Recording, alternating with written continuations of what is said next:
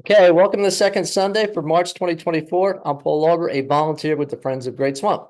Our second Sunday programs are made possible by the Friends of Great Swamp, the U.S. Fish and Wildlife Service, and by the generous support of the Marta Heflin Foundation. Today, we are excited to welcome Ali Kratzer and her science writing workshop. A mechanical engineer and a graduate of Rochester Institute of Technology, Ali is the founder of Owlfly Engineering and Owlfly Publishing. Owlfly Engineering develops sustainable technologies related to climate change mitigation, both locally and globally. In addition, Ali is an entomologist and in 2022 authored and illustrated the award-winning field guide, The Social Wasp of North America.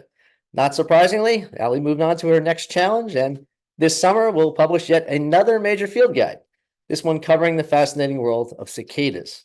So let's get started with today's science writing workshop. Let's welcome author, entrepreneur, and entomologist, Ali Kratzer.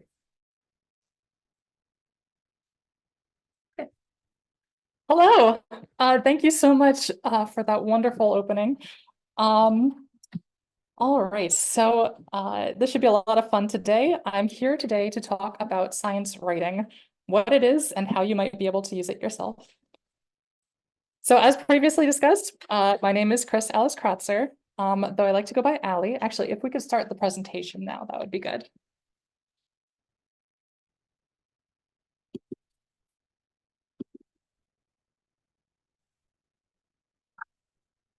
Let's see that. Slideshow.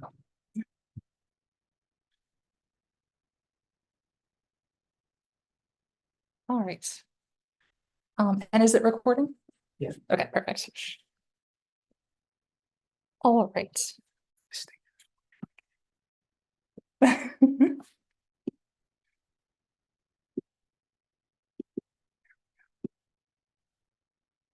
Okay. So as previously discussed, I am an insect scientist and award-winning author of the book, The Social Wasps of North America, which was released last year and established me as one of the youngest published field guide authors in history. Oops. Now what? There we go. As you might expect from a book like that, I am also an entomologist, or bug scientist. I study all the little things that fly and scutter that most folks typically overlook. So I don't know if you've noticed this, but wasps are not very popular animals. On a scale of like puppies to cancer, most people would probably rank them closer to the latter. In fact, many people throughout history have started forest fires trying to kill off a wasp nest just because they hate them that much. Side note, don't do that. Don't try to burn wasps. It never works out. So how on earth does someone write a popular and successful book that not only covers a topic that most people hate, but goes so far as to challenge that idea, to convince its readers that wasps might actually be good? Excuse me. That is the power of good science writing. So let's roll up our sleeves and get right into it. What is science writing?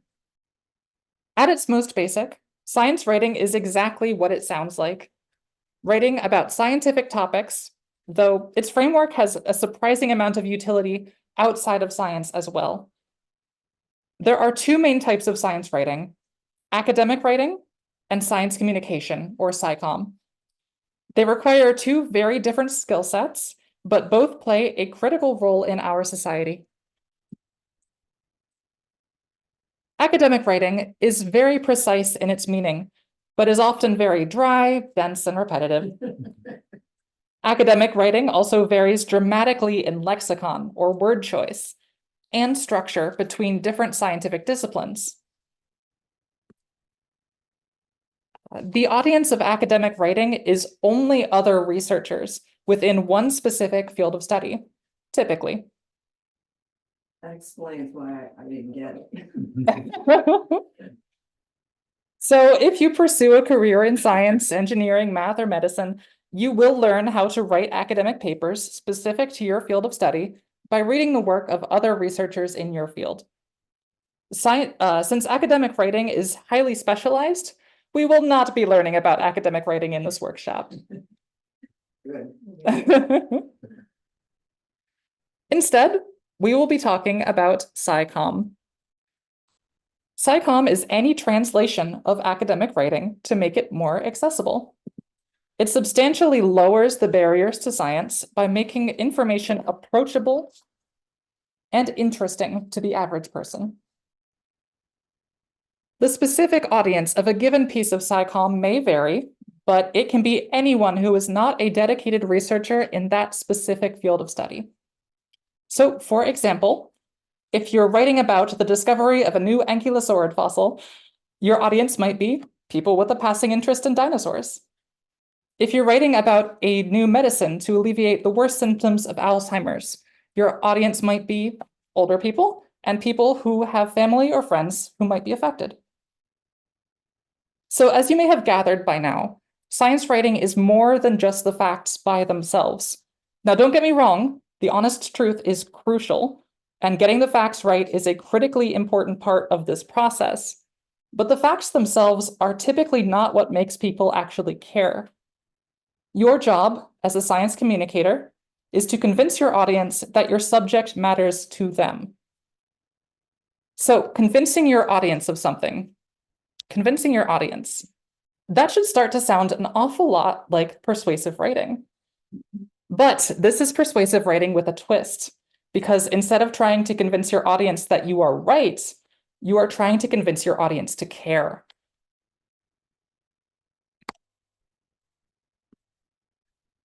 All right. I have to figure out where I am in the slideshow. Okay. Your audience will always want you to answer the following questions. What makes the topic special or interesting? Why does the author care about the topic? Why should I care about the topic? And of course, how does this affect me?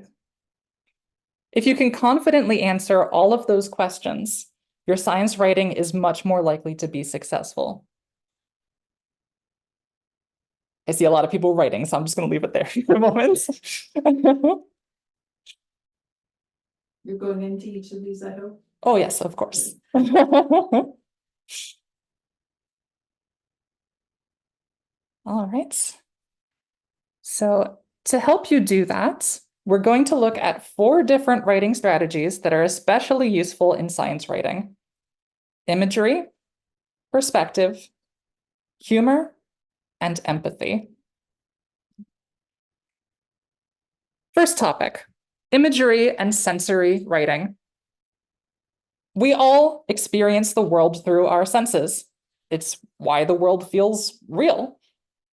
So it stands to reason that communicating sensory information in writing makes that information feel much more real as well. Sensory writing focuses on the senses: sight, touch, sound, taste, and smell. Here's an example of imagery and sensory writing in practice. This is an excerpt of the introduction to my next book, which is about cicadas and will be released this summer. I was 8 years old when I first saw cicadas fill the sky. My eyes grew wild in childish wonder, and all my senses filled with the incessant rush of their melody, a song louder than the thunder of any passing train. I dashed through the grass, their wings like rain against my skin, and ran laughing back to my family at the picnic table, my cupped hands overflowing with the strange and charming creatures. So, regardless of how you feel about bugs, think about how senses are invoked within this passage and how they sell the tangibility of the scene. There is sight. My eyes grew wide. I see my family at the picnic table. I see my cupped hands overflowing. There is sound, the rush of their melody, the thunder like a passing train. I was laughing. There is touch. I feel the grass. I feel their wings. I feel the cicadas in my hands. There aren't any direct examples of smell or taste within this passage. You're welcome, because it wasn't appropriate for this particular scene. Now, before we move on to the next topic, I would like to take a moment and ask a question to the audience. Can you spot examples of other literary devices in this passage that helped to make the sensory writing more effective. Now, I know this is asking you to think back to the high school writing classes you may have taken in the past. But if reference to the sky, to the thunder, like of a passing train, more like kind of imagery. Yep, lots of imagery. Does anyone see any examples of hyperbole, for example, which is making something seem more grand than it actually is? Louder than the thunder of any passing train. Perfect. Incessant rush of their melody. And perhaps strange and charming creatures. Depending on your depending on your perspective, for sure. All right. It's in first person. It is in first person. Yep. That is a something that I chose to do to sell this particular story. Childish wonder, I think, we all can relate to that. Yep, absolutely. Does anyone else online see anything that they want to share? Chris, you may have to repeat for them what we say here. They may not be able to hear it. You know what I'm saying?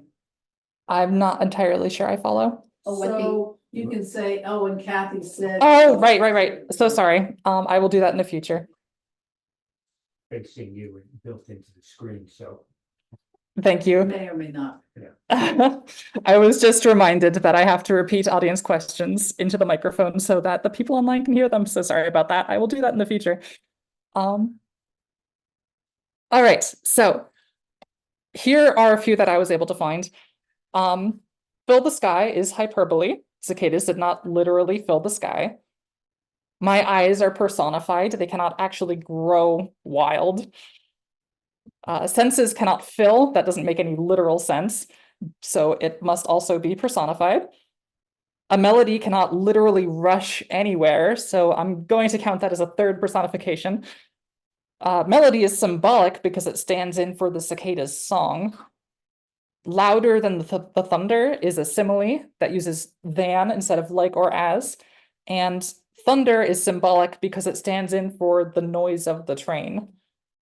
And finally, wings like rain is a good old-fashioned simile. And this is in addition to what all of you have pointed out, which is also entirely accurate. All right, second topic, perspective. Perspective can be used in several different ways to hold your reader's attention. It can be used to make the strange feel familiar, or to make the familiar feel strange. A change in perspective can also be a very effective tool to smoothly transition between places, times, and ideas without disrupting your flow. Here's an example from my WASP book. Insect agriculture is one of the most fascinating things to watch in nature. It's easy to be filled with wonder and perspective while watching the tiny herds move up and down the vertical pastures on the stems of plants. With a little effort, you can probably spot some in your own garden. I think this passage is fun because it goes both ways. It makes something strange seem familiar. There are herds moving in pastures, but it also makes something familiar seem very strange. These pastures are vertical, tiny, and all around us on plants outside. Here's another example from The Last Days of the Dinosaurs by my good friend Riley Black. Caught out in the open, with no underground refuge or other shelter, most non-avian dinosaurs died within hours of the asteroid strike, no matter how near or far they were from the impact point. Below ground, a small mammal twitches her little paws in her sleep. The scene is absolutely serene compared to the firestorm above. The world she'll wake up to will be fundamentally different from the world that it was the day before. But at least she'll wake up. She'll have the soil to thank. This shift in perspective, moving your focus downwards below ground, is a seamless transition between ideas that makes them feel connected and important. Third topic, humor.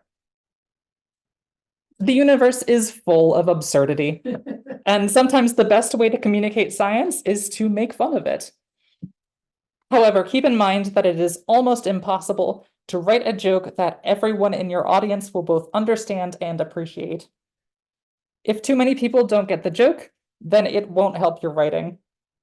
There is a balance between catering to your core audience without alienating everyone else. Still, don't be afraid to be silly. Another passage from my wasp book. Wasp brood is a favorite food of bears, skunks, raccoons, opossums, and coyotes, especially in autumn. The mammals eagerly brave hundreds of angry wasps to feast on the brood of wasp nests, nature's spiciest burritos, in order to store up on fat and protein for the long winter. Now, I know this particular example is not like the pinnacle of comedy or anything, but the point is you can do better. Fourth topic, empathy. Always, always, always be kind and patient with your audience. They probably won't be as familiar with your topic as you are, and that's okay. Understand that your audience may not feel the same way about a topic that you do. Always try to meet them where they are and explain why you see things differently. This is the introductory paragraph from my WASP book, the very first thing someone will read when they open it. Wasps are terrible. They come jam-packed full of pain and anger, and they love to sting us out of the blue when we're minding our own business. They eat our food at picnics and frighten our children. They even build nests in our gardens and homes just to complicate our already stressful lives. Everyone knows the world would be a better place without them. Except, of course, nothing is ever quite that simple. It takes me the rest of the book to make the argument that wasps are more complicated than strictly evil. The important part is I met the audience where they were before leading them through my facts and reasoning. But if we're talking about empathy, we also need to talk about condescension. There is a critical difference between explaining something and talking down to someone. If your audience feels that they are being talked down to, or if they think that you think that you are smarter than them, they will quickly lose interest in what you're saying. Communication leads to curiosity and understanding. Condescension only leads to frustration. If you remember nothing else from my talk today, remember that condescension is really easy to do if you aren't careful, and it's really bad when it happens. Let's look at some examples. Question for the audience, is this communication or condescension? There are more bacteria than human cells in your body. Communicate. Okay, yes, we had someone in chat say communication. It is communication. You may not like it, but it is true. And it makes no judgment about the intelligence of the audience. How about, okay. How about this one? You obviously wouldn't know this, but the dark side of the moon isn't always dark.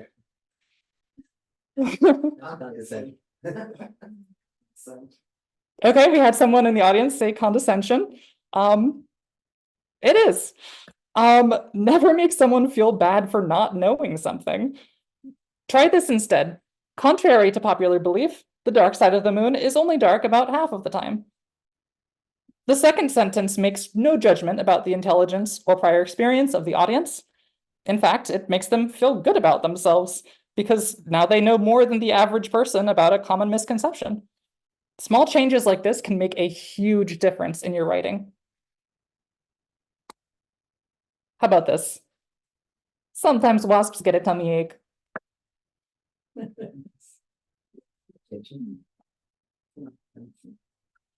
Okay, we had a few people say communication. So here's where audience is really important. So this sentence might be fine if you're talking to a 3-year-old, but it is generally not appropriate for older audiences.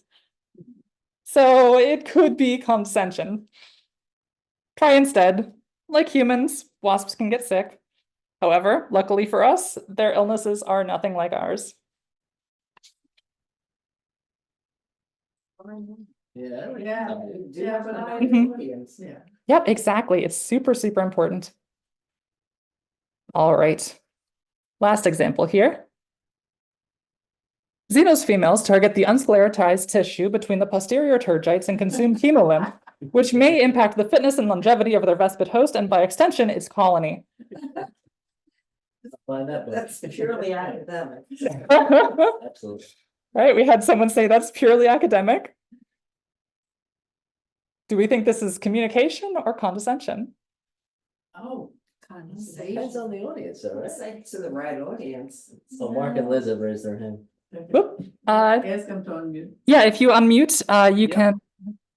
I'd say it depends on if you have described these things previously in your writing. I think that's an excellent point. If this is academic, if this is academic writing meant for other scientists, this is acceptable communication. However, again, the audience is really important. The sentence is basically incomprehensible to someone outside of that specific field of study. So most people would feel like you're being condescending by saying unnecessarily big words to make yourself seem smarter than you are. So instead, you could write, a twistwing is a type of insect that can parasitize a wasp by wedging itself under the plate of the wasp's abdomen and sucking its blood. Is that what that means? They mean the same thing. So yeah, these two sentences mean exactly the same thing, but one of them is actually legible. So you might not know exactly what a twistwing is, but you get the gist of it. Point being, writing in a way that everyone can understand will make your writing better. All right, before we move on to Q&A, I just wanted to briefly mention again that I am hard at work on a field guide to cicadas. The book will be available for pre-order in May, and it's going to be fantastic if I do say so myself. So even if wasps aren't your thing, we here at Owlfly have lots more in store for you in the near future. All right. We now have some time for Q&A. If you have any questions about science writing or bugs or what it's like to be an author, I would be happy to do my best to answer them. After questions, there will be a 30-minute writing assignment if you choose to accept it. And after that, I would be happy to sign books for anyone who would like to purchase a copy of The Social Wasps of North America. So, any questions? I have a question. How do you, like, who do you bounce your rating off of? Is there someone you trust or you just trust your gut? Or how do you know that you're hitting a target? Are there people that you say, this is a person that I want the book to reach and I'll bounce this off of them? How's that process work for you? That's a fantastic question. So Paul asked, who do I bounce my writing off of in order to know that it's reaching the target audience? So for me personally, I have two editors that I trust. They are both longtime family friends who I trust. Yeah, if they say that this writing doesn't make any sense, then I have to go back and make sure that it does. I have as many people read my work as possible before anything gets published. So yeah, great question. Do you find you get a lot of input and make changes or you? Oh yeah, yep. Okay. I make lots and lots of changes. I have a question on. It seems like it's kind of a balancing act to make your writing readable to whatever your audience is, without lapsing into what I would call pop science. I read Carl Sagan's book, Pale Blue Dot, and I thought it was incredibly silly because it was talking about like comic book stuff, going to Mars. You can imagine Carl Sagan saying all these things. So how do you know when to draw the line? That now you're maybe not condescending, but you're talking down. You really have like shifted your audience from adults to middle schoolers. Mhm. So the question was, where do you draw the line with reaching your target audience and writing in a way that they will understand without talking down to them? Dumbing it down. Yeah. And that is the core problem in science writing. There is unfortunately no one size fit all answer because every person is going to be writing for a different audience. So that Carl Sagan book was not a good fit for you, and that's okay. It was written for someone else. So the best way that you can figure out what your audience wants is by asking them and seeing how they feel about it, and then making changes if you need to. Yep, another So question? do you do something simple, like make an outline for yourself first of the ideas that you, or idea that you really want to talk about? And then I assume you would take a little or long time to figure out how to move that idea to your audience. Mhm. So the question, I believe, is do I write outlines before I go in and flesh everything out? And yes, to a degree. Every author does this differently. I make a bullet point list first of like, here's all the facts that I want to cover. And then I go back through and I play around with it and I see how I can show the idea in a way that is fun and interesting, without being too dry. And I will go back through and do that as many times as it takes. So yeah, I start out with some outline for my personal process, but everybody's different. More like an observation, in your book on the wasp, Mhm. I think you have about 70 pages, maybe introductory before you get into the species. Yep. Which is, I thought was great, because it's such a great overview, and you don't see that in a lot of field guides. Mhm. Is that something you're gonna do with the cicada book as well? Yes, absolutely. So this is a question about the upcoming book. And Paul asked, is there going to be 70 pages of introductory chapters of introductory information before getting to the plate series? And yes, there will be. I love doing that. I think it gives a lot of important context in what all of the pretty illustrations are about. No, I think your writing style is really, it's really great. I mean, it's easy to thank you read, very much. easy to understand. You know, it's very interesting stuff, and it's just Mhm. presented very well to, you know, an audience like us. Mhm. Just like a layman kind of thing, before you got into the actual details of the species. So I thought that was really cool. Well, thank you very much. Do we have any questions from the folks who are joining us online? If so, you can unmute yourself or raise your hands, and we can get to those. If I can figure out how. Hey, this is Mark. I just want to say that I agree with Paul as someone who's, you know, a casual nature lover. But in my job, I'm also a technical writer. Just, you know, I don't know much about wasps, but what a brilliant and just fun way to read and write. Is there somewhere that you were taught or you learned how to write and honestly, you know, speech and give presentations like this? Yeah, that's a fantastic question. So, for me personally, as Paul said at the beginning, my academic background is in mechanical engineering of all things. And I almost got a minor in writing and rhetoric. So that's where that comes from. I was just curious about it. I wanted to be better. And it helped. So if you can get together in places like this and just practice writing, it will make you a better writer. Awesome. Thank you. Absolutely.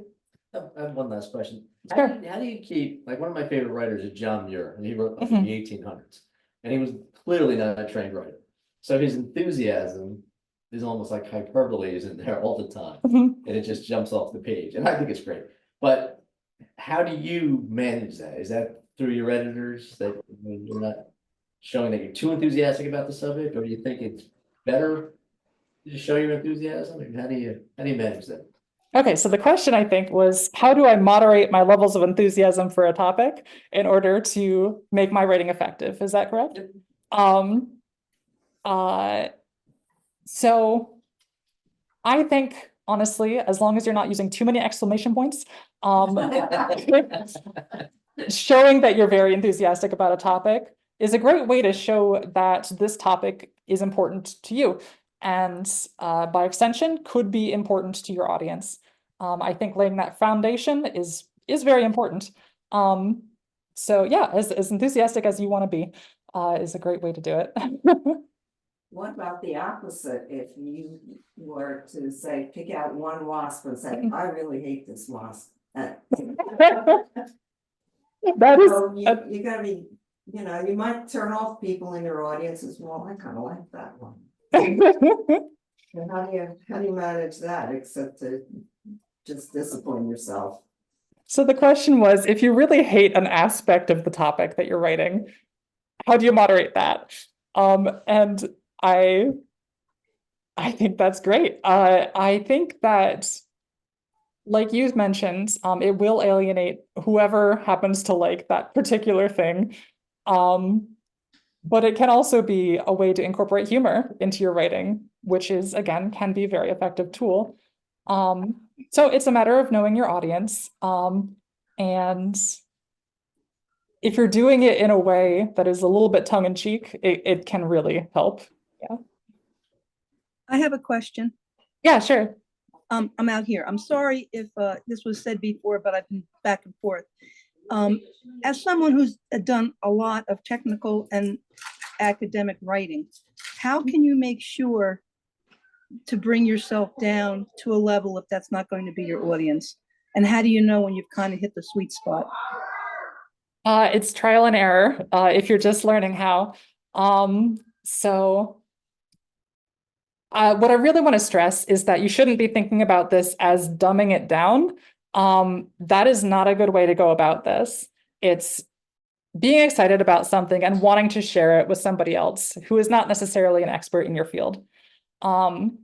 If you can do that, it's going to be a lot better than if you go out with the mindset of, okay, I need to make this simpler. That is not what we're trying to do here. Does that make sense?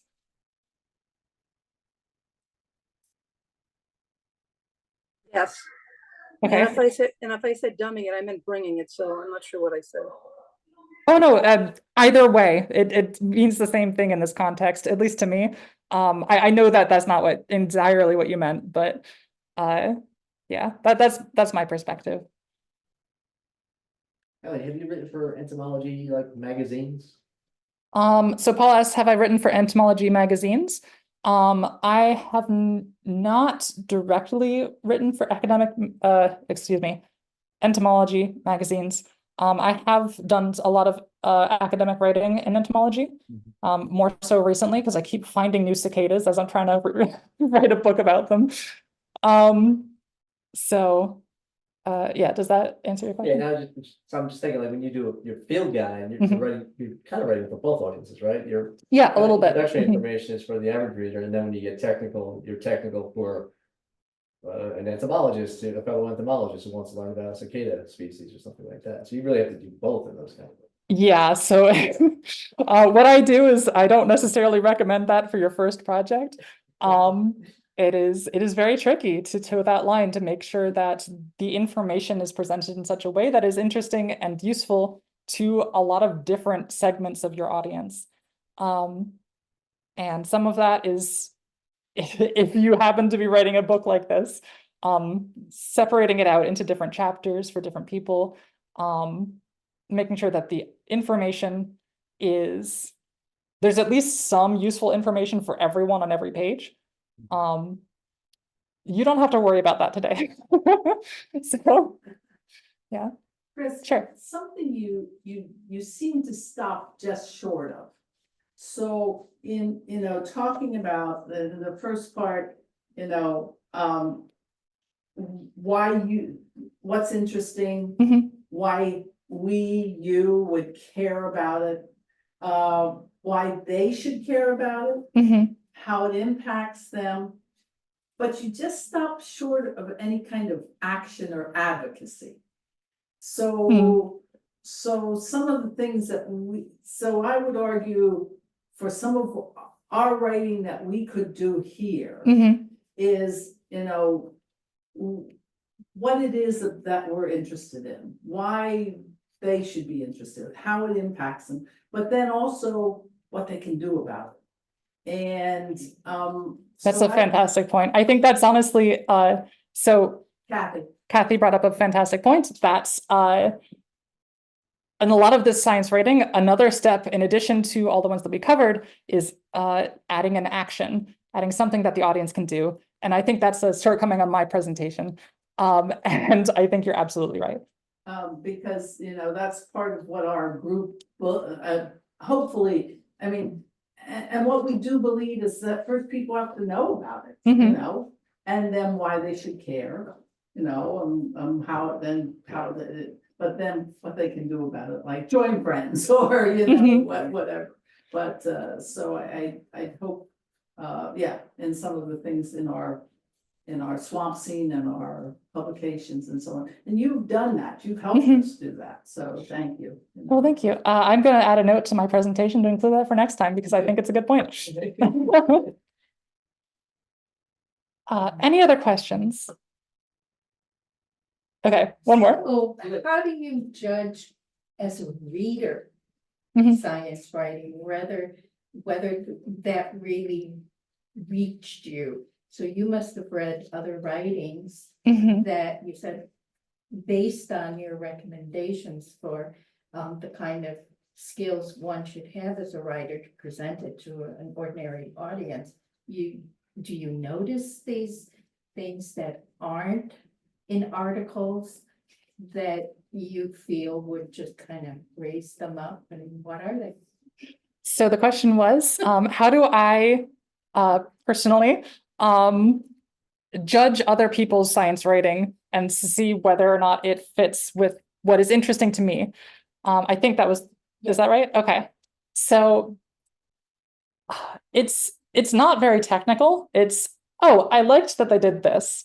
I didn't feel like that was particularly effective. But you're absolutely right that bringing a critical eye towards the things that you're writing can be a really important step to improving your own. You asked for specific examples, which I don't know if I can do on the spot. But but it is a very good point. Do you have a favorite nature writer or? Oh gosh, I have many that I really appreciate. It's not necessarily a written form, but it, you know, is obviously language. I really like Emily Grassley's work. She does videos online. But let's see. I'm biased. I like Riley's work, Riley Black. She does a lot of paleontological work. Let's see. If I could sit down afterwards, I can get you a better list.